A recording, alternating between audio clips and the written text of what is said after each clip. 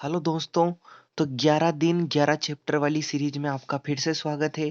तो हम लेकर आ चुके हैं 3 वीडियो हमने कंप्लीट कर लिए हैं। ये जो हमारा है, देखिए, chapter number first, chapter number second, chapter number third और चैप्टर नंबर फोर्थ और फिफ्थ। इस साल हमारे 40% जो कोर्स हटाया गया है, उस कोर्स में फोर्थ और फिफ्थ वाले को हटा दिया गया है। तो ये हमें नहीं पढ़ना है। अब इसके बाद हम पढ़ेंगे चैप्टर नंबर 6। देखिए, अभी तक आपने अगर फर्स्ट सेकेंड और थर्ड वाले चैप्टर को नहीं देखा है तो आप जाकर उसको देख लीजिए। उसके बाद आप आइए चैप्टर नंबर 6 पे, इसको शुरू करते हैं। तो अगर चैनल पर नए हो तो चैनल को सब्सक्राइब जरूर करें। देखिए, चैप्टर है अध्याय 6, जेव प्रक्रम। जेव प्रक्रम किसको कहते हैं? देखिए, ये जो नोट्स है ये हमारी ऑफलाइन कोचिंग के नोट्स हैं जो हम बच्चों को प्रोवाइड करवाते हैं। उसी से आपकी ये ऑनलाइन क्लास चल रही है। जैव प्रक्रम किसे कहते हैं? वे सभी प्रक्रम जो किसी जीव के संयुक्त रूप से अनुरक्षण का कार्य करते हैं, जैव प्रक्रम कहलाते हैं। किसका कार्य करते हैं? अनुरक्षण का कार्य करते हैं, जैव प्रक्रम कहलाते हैं। आइए आगे बढ़ते हैं। टॉपिक है अगला, जैव प्रक्रम में सम्मिलित प्रक्रियाएं। तो जैव प्रक्रम की जो प्रक्रिया होती है उसमें कौन कौन सी प्रक्रिया सम्मिलित है? पहला है पोषण, श्वसन, वहन और उत्सर्जन। क्या है दोस्तों? पोषण, श्वसन, वहन और उत्सर्जन। ध्यान रखिए इनको। सबसे पहला टॉपिक लेते हैं हम जैव प्रक्रम में, यही हमें पढ़ने हैं इस चैप्टर में। तो आइए पहला लेते हैं पोषण। प्रत्येक जीव को क्षति तथा टूट फूट को रोकने के लिए अनुरक्षण प्रक्रम की आवश्यकता होती है। मतलब अगर उसके शरीर में किसी प्रकार की टूट फूट होती है तो उसकी फिर से फिर से उसकी रक्षा करने की आवश्यकता होती है, जिसके लिए जीव को किसकी देखिए, पुनर्निर्माण की आवश्यकता होती है उसे। तो जिसके लिए जीव को किसकी आवश्यकता होती है? ऊर्जा की आवश्यकता होती है। इसलिए जीव के शरीर में ऊर्जा बाह्य स्रोत के द्वारा ऊर्जा का स्थानांतरण होना आवश्यक है। बाह्य स्रोतों के द्वारा ऊर्जा का क्या होता है? शरीर में स्थानांतरण होता है। आइए आगे देखते हैं।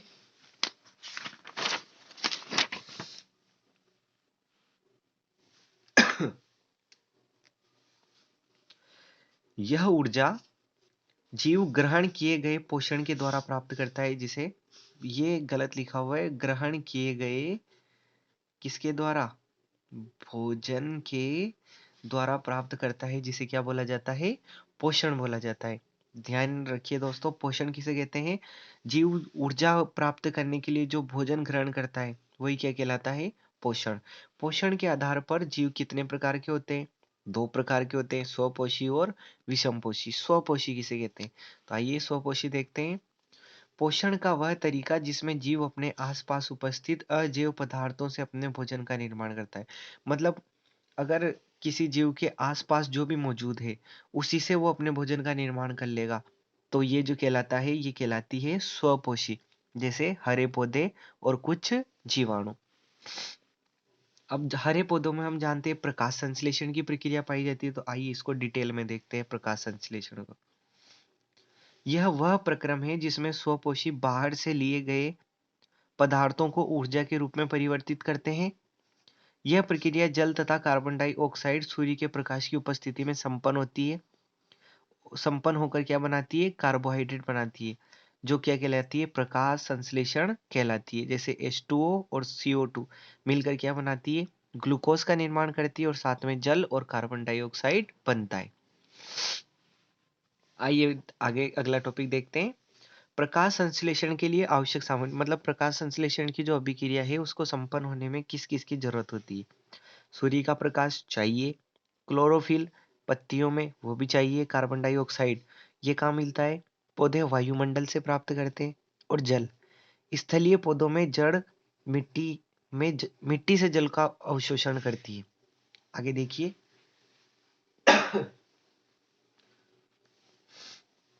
प्रकाश संश्लेषण के दौरान होने वाली घटनाएं, वो घटनाएं जो प्रकाश संश्लेषण के दौरान नजर आती है, क्या क्या होती है? आइए देखते हैं। क्लोरोफिल प्रकाश ऊर्जा को अवशोषित करता है। इंपॉर्टेंट है दोस्तों, कौन प्रकाश ऊर्जा को अवशोषित करता है? क्लोरोफिल प्रकाश ऊर्जा को अवशोषित करता है। प्रकाश ऊर्जा का रासायनिक ऊर्जा में रूपांतरण होता है। जल के अणुओं का हाइड्रोजन तथा ऑक्सीजन में अपघटन होता है। जल के अणु किस किस में टूटते हैं? हाइड्रोजन और ऑक्सीजन में, जैसे ये हमने देखा। अगला है इसी में चौथा, कार्बन डाइऑक्साइड व कार्बोहाइड्रेट में अपचयन। अगला है रंध्र। रंध्र क्या होते हैं? तो देखिए दोस्तों, एक पत्ती जो होती है इस प्रकार की, इस पत्ती के ऊपर ऐसे छोटे छोटे जो छिद्र पाए जाते हैं, ये क्या कहलाते हैं? रंध्र। तो पत्ती की सतह पर जो छोटे छोटे छिद्र होते हैं क्या कहलाते हैं? रंध्र। अब रंध्र का कार्य क्या है? रंध्र के प्रमुख कार्य, प्रकाश संश्लेषण के लिए गैसों का आदान प्रदान इन्हीं से होता है। जो प्रकाश संश्लेषण की अभिक्रिया होती है उसमें गैसों का आदान प्रदान इन्हीं रंध्रों से होता है। और वाष्पोत्सर्जन क्रिया में जल वाष्प बनकर रंध्रों के द्वारा ही पत्तियों के सिरों पर, बहुत सी बार आपने देखा होगा कि एक जो पत्ती होती है उस पत्ती के यहाँ पर पानी की जो बूंदें जम जाती है, ये कहाँ से आई? तो ये वाष्पोत्सर्जन क्रिया के कारण आई। और कहाँ से आई? पौधे के अंदर से। अगला है विषमपोषी। पोषण का वह तरीका जिसमें जीव अपना भोजन स्वयं नहीं बनाता, स्वयं नहीं बनाता है, किसी दूसरे पर निर्भर होता है। इसके लिए ये अन्य पर निर्भर रहते हैं, विषमपोषी कहलाते हैं। विषमपोषी के प्रकार, प्राणी संपोषण, मृतजीवी पोषण और परजीवी पोषण। देखिए इनको डिटेल में पढ़ते हैं। प्राणी संपोषण, इसमें संपूर्ण भोज्य पदार्थ को अंतर्ग्रहण करते हैं जिनका पाचन शरीर के अंदर होता है। उदाहरण मानव और अमीबा, मतलब पूरे भोजन को शरीर के अंदर ग्रहण कर लिया जाता है और शरीर के अंदर जाने के बाद इसका क्या होता है? पाचन होता है। अगला है मृत जीवी। ये अपना भोजन मृत जीवी के शरीर व सड़े गले कार्बनिक पदार्थों से प्राप्त करते हैं। उदाहरण फफूंद और कवक। तीसरा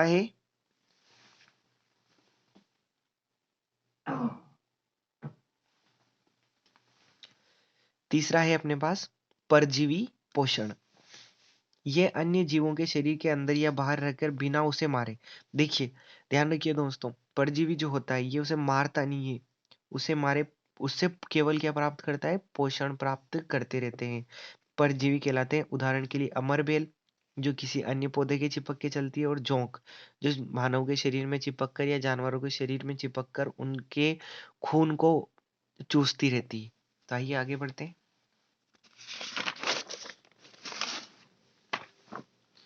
चलिए पोषण देखते हैं। सबसे पहले अमीबा में देखते हैं। तो अमीबा में जो पोषण होता है वो मानव के समान। देखिए सबसे पहले ये एक अमीबा की आकृति है जिसके बीच में क्या है? केंद्रक। यहाँ पर जो है ये भोजन का एक टुकड़ा है।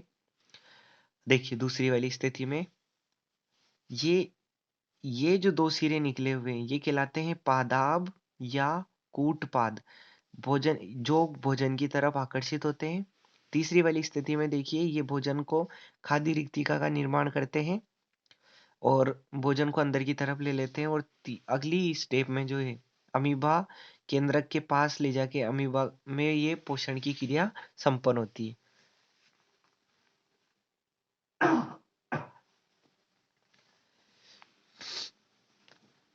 चलिए अब देखते हैं अमीबा में पोषण की विधि। सर्वप्रथम अमीबा भोजन को अपने पादाब या कूटपाद की सहायता से घेर लेता है। ये देखिए ये घेर लिया उसने। आगे बढ़ते हैं, जिसके कारण खाद्य रिक्तिका का निर्माण होता है। ये देखिए दोस्तों ये हो गया खाद्य रिक्तिका का निर्माण। आगे खाद्य रिक्तिका में जटिल पदार्थों का विघटन सरल पदार्थों में किया जाता है। बचा हुआ भोजन अपज कोशिका की सतह की ओर गति करता है अंदर की तरफ, जिन्हें बाद में शरीर से निष्कासित कर दिया जाता है। तो ये है अमीबा में पोषण की विधि। आइए आगे बढ़ते हैं। अगर आप इनका चित्र बनाना चाहते हैं तो देखिए वीडियो को आप रोक कर भी इसका चित्र बना सकते हैं। और ये देख लीजिए। और ये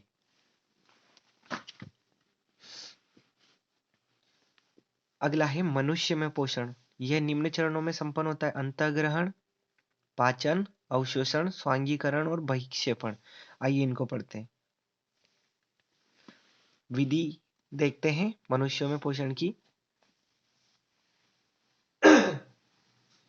हम तरह तरह का भोजन खाते हैं भोजन को एक प्राकृतिक प्रक्रम से गुजरना पड़ता है। सभी में समान होता है ये प्रक्रम। भोजन को हम दांतों से चबा-चबा कर छोटे-छोटे टुकड़ों में बदल देते हैं। मुख में भोजन में लार का मिश्रण होता है, जो ग्रसनी से होता हुआ अमाशय में जाता है।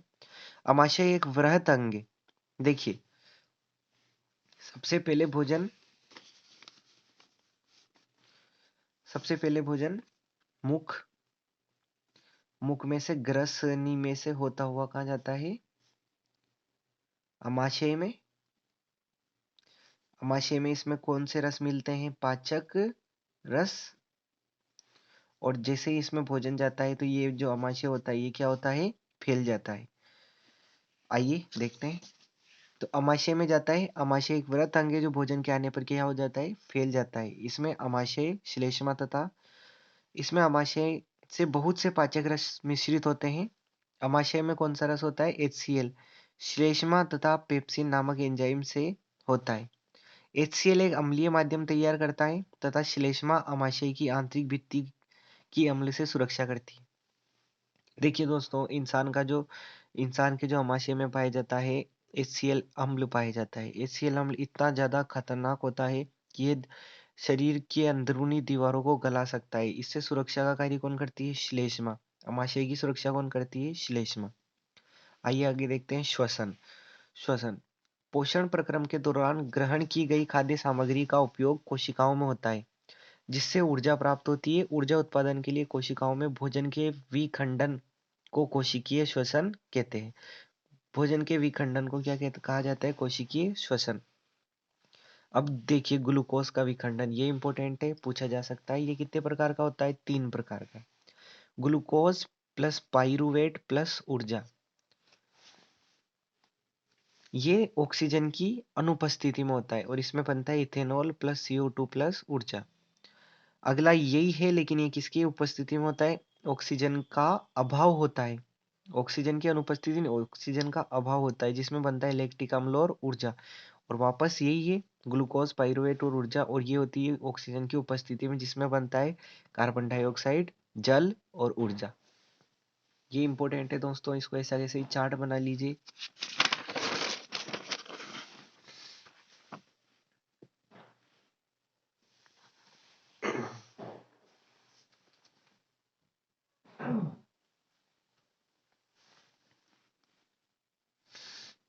अब देखते हैं दोस्तों श्वसन के प्रकार। श्वसन 2 प्रकार का होता है, वायवीय और अवायवीय।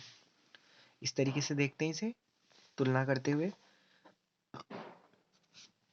वायवीय श्वसन, ऑक्सीजन की उपस्थिति में होने वाला श्वसन वायवीय कहलाता है। तो इधर उल्टा लिख देते हैं, ऑक्सीजन की अनुपस्थिति में होने वाला श्वसन अवायवीय श्वसन कहलाता है।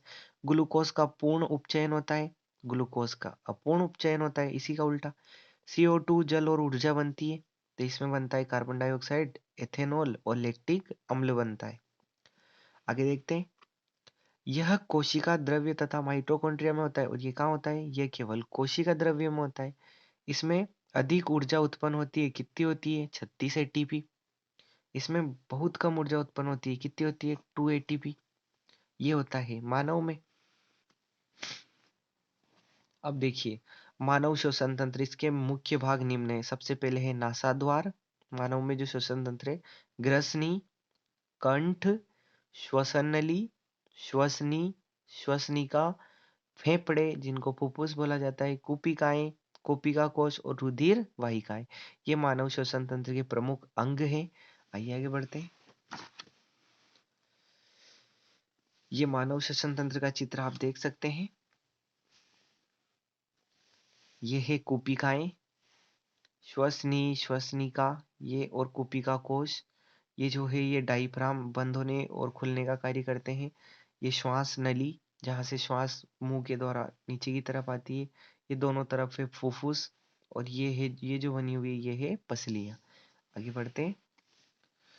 मानव में श्वसन की क्रिया। मानव में श्वसन क्रिया 2 चरणों में पूरी होती है, एक तो अंतःश्वसन, एक उच्छ उच्छ्वसन। अंतःश्वसन, देखिए अंतःश्वसन क्या? अंतःश्वसन के दौरान वक्षीय गुहा फैलती है तथा पसलियों से संलग्न कोशिकाएं सिकुड़ती है।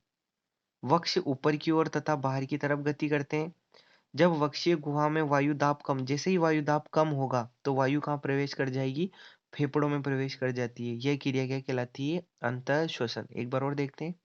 अंतः श्वसन के दौरान वक्षीय गुहा फैलती है तथा पसलियों से संलग्न कोशिकाएं क्या होती है, सिकुड़ती है। ये क्या हो जाती है, सिकुड़ जाती है। वक्ष ऊपर की ओर उठते हैं, ऊपर की तरफ वक्ष गति करते हैं तथा बाहर की तरफ गति करते, जैसे ही हम सांस लेते हैं तो बाहर की तरफ वक्ष निकलते हैं हमारे। जब वक्षीय गुहा में वायु दाब कम होता है तो फेफड़ों में प्रवेश कर जाती है कौन, हवा। आगे बढ़ते हैं। ये क्रिया कहलाती है अंतः श्वसन।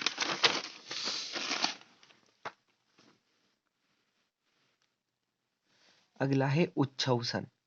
उच्छ्वसन या उच्छ्वसन, सांस को बाहर की तरफ निकालना उच्छ्वसन कहलाता है। इसमें वक्षीय गुहा अपने मूल आकार में वापस आ जाती है, पसलियों की पेशियां शिथिल हो जाती है, वक्ष अपने स्थान पर वापस आ जाते हैं। इससे वक्षीय गुहा में वायुदाब बढ़ जाता है। देखिए, अंतः श्वसन में तो वायुदाब कम हो जाता है, इसमें वायुदाब बढ़ जाता है, जिसके कारण वायु फेफड़ों से बाहर निकल जाती है। अब देखिए कौन से जीव कैसे, तो स्थलीय जीव वायुमंडल से सांस लेते हैं और जलीय जीव कहाँ से लेते हैं, जल में घुली हुई ऑक्सीजन से। आइए अब देखते हैं संवहन तंत्र। पोषक तत्वों तथा रक्त का एक स्थान से दूसरे स्थान तक स्थानांतरण क्या कहलाता है, संवहन कहलाता है। संवहन तंत्र के भाग कौन कौन से, हृदय, रक्त नलिकाएं और वहन माध्यम। अब रक्त नलिकाएं दो प्रकार की, धमनी और शिरा। वहन माध्यम दो प्रकार के, लसिका व रक्त। वहन यानी कि एक जगह से दूसरी जगह ले जाने का कार्य कौन कौन करती है, लसिका और रक्त। आइए हृदय को देखते हैं सबसे पहले, पहले भाग को। मानव हृदय एक पंप की भांति कार्य करता है जो शरीर में रक्त का क्या करता है, परिसंचरण करता है। मानव हृदय में दो आलिंद, दायां और बायां, दो नीले दायां और बायां होते हैं।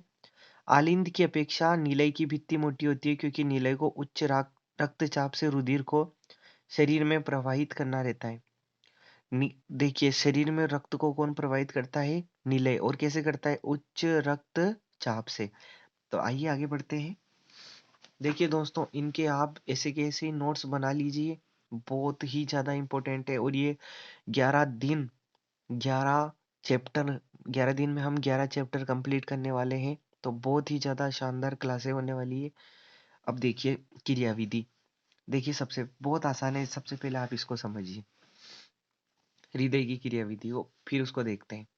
सबसे पहले फुफ्फुस, फुफ्फुस से जो ऑक्सीजनीकृत रुधिर होता है, कौन सा, सॉरी हाँ, ऑक्सीजनीकृत यानी कि जिसमें प्रचुर मात्रा में ऑक्सीजन होती है। ये कहाँ जाता है, बाएं आलिंद में। जब ये बाएं आलिंद में भरता रहता है तो बायां आलिंद शिथिल रहता है। फिर ये कहाँ जाता है, बाएं नीलय में। बाएं नीलय से ये जाता है, शरीर कहाँ पंपित हो जाता है, शरीर में पंपित हो जाता है। फिर शरीर में पंपित होने के बाद शरीर से ऑक्सीजनीकृत रुधिर जो होता है वो कहाँ आता है, वो आता है दाएं आलिंद में, दाएं आलिंद से दाएं नीलय में, और वापस से दाएं नीलय में आकर ऑक्सीजनीकरण के कारण ये कहाँ पहुंच जाता है, वापस फुफ्फुस में। और ये देखिए फुफ्फुस की हमारी वापस से फुफ्फुस में ऑक्सीजनीकृत बाएं आलिंद में आएगा, बाएं नीलय में शरीर में पंपित ऑक्सीजनीकृत दायां आलिंद दाएं नीलय में जाएगा, फिर ऑक्सीजनीकरण के कारण फिर फुफ्फुस में, और ये क्रिया वापस दौरान होता रहता है। तो आइए इसको समझते हैं। ऑक्सीजनीकृत रुधिर सर्वप्रथम फुफ्फुस से बाएं आलिंद में आता है, हमने अभी नीचे देखा। जब इसमें रुधिर एकत्रित होता है तो ये क्या कैसा रहता है, शिथिल, यानी कि इसमें परिवर्तन, ये शिथिल रहता है। जब अगला कोष्ठ फैलता है तो बायां आलिंद सिकुड़ता है और रक्त बाएं नीलय में स्थानांतरित हो जाता है। जैसे ही बायां नीलय सिकुड़ेगा, रक्त शरीर में क्या हो जाएगा, पंपित हो जाएगा। और जैसे ही दायां आलिंद फैलेगा, ऑक्सीजनीकृत रुधिर इसमें आ जाता है। जब दायां नीलय फैलता है तो रुधिर इसमें आ जाता है, जो रुधिर को ऑक्सीजनीकरण के लिए फुफ्फुस में भेज देता है। देखिए ये इतना जो पढ़ा है उसको ये देखिए, फुफ्फुस से कहा बाएं आलिंद में, जब इसमें आता है तो ये शिथिल रहता है, शिथिल रहता है। और जब ये फैलेगा तो सारा रक्त किसमें आ जाएगा, इसमें, और इससे कहाँ पंपित हो जाएगा, शरीर में। यही हमने लिखा, एकत्रित होता है तब ये शिथिल रहता है और अगले कोष्ठ फैलता है तो बाएं आलिंद सिकुड़ता है। आइए आगे बढ़ते हैं।